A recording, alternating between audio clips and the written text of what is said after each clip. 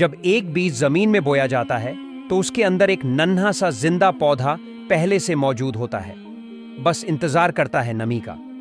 जैसे ही मिट्टी में नमी आती है वो पानी बीज की बाहरी सतह तक पहुंचता है।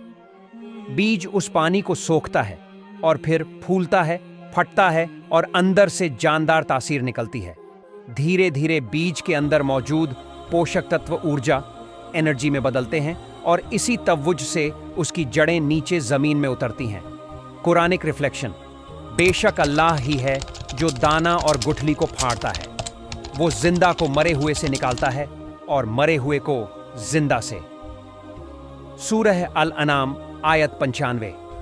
उसने आसमानों को बिना किसी खंभे के बनाया जो तुम्हें नजर आए, और जमीन में मजबूत पहाड़ बिठाए और हर किस्म के जानदार फैला दिए।